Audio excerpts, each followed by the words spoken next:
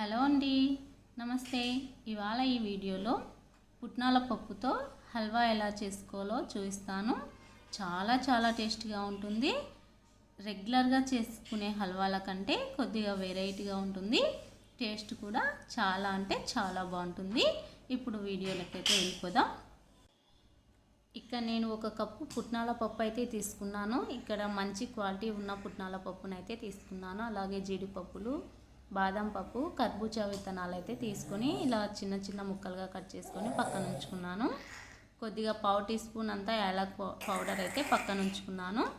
1 cup పుట్నాల పప్పుకి 2 కప్పుల దాకా బెల్లాన్ని అయితే దంచి పక్కన ఉంచుకున్నాను. ముందుగా స్టవ్ ఆన్ చేసుకొని ప్యాన్ పెట్టేసుకొని ఇక్కడ పుట్నాల పప్పునైతే ఆల్రెడీ ఇవి వేయించినవేనండి.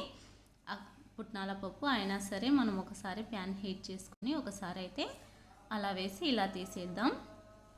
పుట్నాల పప్పు వేయించేటప్పుడు గుర్తు పెట్టుకోవాల్సిన విషయం ఏంటంటే మంట సిమ్లో ఉంచి అయితే చక్కగా పుట్నాల పప్పును అటు ఇటు కదుపుకుంటూ చక్కగా డ్రై రోస్ట్ అయితే చేసుకోవాలి. ఎక్కువసేపు అయితే వేయించుకోకూడదండి, జస్ట్ వేయాలి, తీసేయాలి.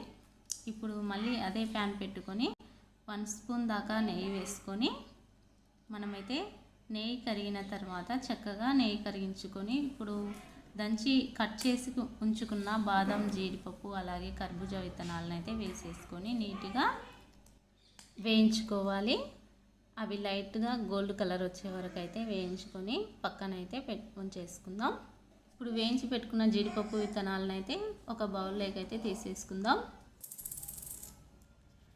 ఇప్పుడు జీడిపప్పులను అయితే వేయించి పక్కన పెట్టుకుందాం కదండి. ఇప్పుడు మరొక ప్యాన్ పెట్టుకొని అయితే ముందుగా దంచి పక్కన పెట్టుకున్న బెల్లం పొడిని అయితే ఆ బెల్లం పొడి 2 కప్పుల బెల్లం పొడి లేకైతే 2 కప్పుల వాటర్ని అయితే వేసేసుకోవాలి. ఇలా 2 కప్పుల వాటర్ని అయితే పోసేసుకున్న తర్వాత ఈ పాకానికైతే ఏం పాకం రానవసరం లేదండి. జస్ట్ అయితే బెల్లం కరిగించుకుంటే చక్కగా సరిపోతుంది ఈ స్వీట్కి అయితే. అంతేనండి, బెల్లం అయితే వేసేసుకుందాం.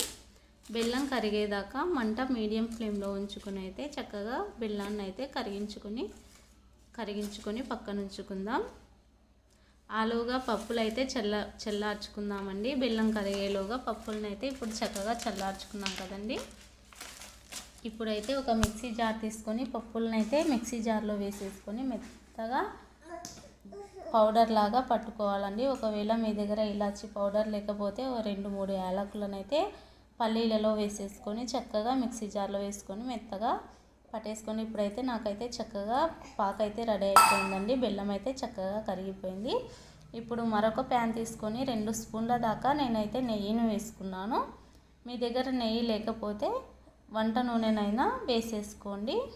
నెయ్యితో పాటు నేనైతే 1/2 కప్ అయితే సన్ఫ్లవర్ ఆయిల్ని అయితే వేసేసుకున్నాను. చక్కగా వేసుకున్న తర్వాత మిక్సీ పట్టు పెట్టుకున్న ఈ పౌడర్ని అయితే వేసేసుకొని చక్కగా వేయించుకోవాలి. ఇప్పుడు చక్కగా పౌడర్ వేసుకున్నాం కదండి. చక్కగా ఒక గరిటె తీసుకొని అయితే వేయించుకోవాలి. మీకు ఒకవేళ ఆయిల్ కనుక తక్కువైనట్లు అనిపిస్తే, నెయ్యి లేదా ఆయిల్ తక్కువైనట్లు అనిపిస్తే మీరు ఒక 2-3 స్పూన్ల వరకు యాడ్ చేసుకోవచ్చు. ఇలా చక్కగా మొత్తం అంతా పౌడర్ అంతా మిక్స్ అయ్యేలాగా అయితే కలుపుకోవాలి. ఇక్కడ గుర్తుంచుకోవాల్సిన విషయం అయితే ఇదండి, మంట సిమ్లో ఉంచి అయితే ఈ ప్రాసెస్ మొత్తం చేసేసుకోవాలి. I'm very sorry friends. దీంట్లోకైతే ఇప్పుడు ముందుగా ఉడికించి పెట్టుకున్న బెల్లాన్ని అయితే సగం కంటే ఎక్కువగా పోసేసుకొని అయితే మిక్స్ చేసుకోవాలి. ఇలా మొత్తం బెల్లాన్ని అయితే 2 సార్లుగా అయితే పోసేసుకోవాలి. ఈ క్లిప్ అయితే నాకు మిస్ అయింది, చాలా బాధేసింది. నేనైతే గంట సేపు కష్టపడి ఈ వీడియో అయితే తీసానండి. ఆ క్లిప్ అయితే ఎక్కడో మిస్ అయింది, ఎంత వెతికినా కూడా దొరకలేదండి. ముందుగా నేను కరిగించుకున్న బెల్లాన్ని అయితే సగంకి ఎక్కువ యాడ్ చేసుకోండి. అది మొత్తం కలిసిన తర్వాత మిగతా సగం అయితే యాడ్ చేసుకున్నారనుకోండి 10 నిమిషాల పాటు మంట సిమ్లో ఉంచుకొని ఉడికించినట్లయితే ఇలా ప్యాన్కి అయితే సపరేట్ అవుతుందండి. హల్వా అయితే ఇంటికి బంధువులు వచ్చినప్పుడు జస్ట్ 10 నిమిషాల్లో చాలా చక్కగా రెడీ అవుతుంది. అంతేనండి, హల్వా అయితే రెడీ అయిపోయింది. చాలా వెరైటీగా ఉంటుందండి. టేస్ట్ అయితే ఎక్సలెంట్గా ఉంటుంది. చాలా బాగుంటుంది. మీకు ఇష్టమైన వారికి అయితే ఇలా చేసి పెట్టండి, చాలా ఇష్టంగా తింటారు. ఇలా గుంట కెరటకు నెయ్యి లేదా నూనె అప్లై చేసుకొని ఇలా హల్వాని అయితే గంటలోకి వేసుకొని ఇలా ఓ ప్లేట్లోకి తీసుకున్నాం అనుకోండి, చాలా బాగుంటాయండి. చూడడానికి కూడా చాలా అందంగా ఉంటాయండి.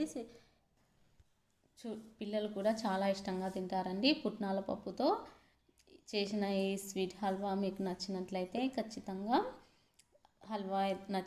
ఖచ్చితంగా లైక్ చేయండి. అలాగే నా ఛానల్లో వీడియోస్ చూసి మీకు మా ఛానల్ నచ్చినట్లయితే మా ఛానల్ని సబ్స్క్రైబ్ చేసి సపోర్ట్ చేయండి. అలాగే వీడియో లైక్ చేసినట్లయితే మా లాంటి కొత్త ఛానల్ వాళ్ళకు వీడియో లైక్ చేసినట్లయితే మా వీడియోస్ అయితే మరో నలుగురికి అయితే చేరువవుతాయండి. అలానే వీడియో నచ్చితే కంపల్సరీ లైక్ చేయండి. ఈ కొత్త రెసిపీ అయితే మీకు నచ్చినట్లయితే లైక్ చేయండి. Thanks for watching. ఇలా మనం చేసి పెట్టుకున్న హల్వాని అయితే మొత్తం ఈ గెంట సహాయంతో ఇలా ఆయిల్ అప్లై చేసుకోవాలి. ఇలా ఆయిల్ అప్లై చేసుకొని ఒక ప్లేట్లోకి అయితే మొత్తం ఇలా ఉంటల్లాగా అయితే చేసి పెట్టుకుంటే పిల్లలకు కూడా చూడడానికి చాలా బాగుంటుంది. అలాగే తినడానికి కూడా బాగా ఇష్టపడతారు. ఇంటికి బంధువులు వచ్చినప్పుడు 10 నిమిషాల్లో చేసేయచ్చండి. చాలా ఈజీ, అంటే చాలా ఈజీ ప్రాసెస్. నేను చేసిన ఈ పుట్నాల పప్పు వీడియో మీకు నచ్చినట్లయితే ఖచ్చితంగా లైక్ చేయండి. అలాగే నలుగురికి షేర్ చేయండి. Thanks for watching.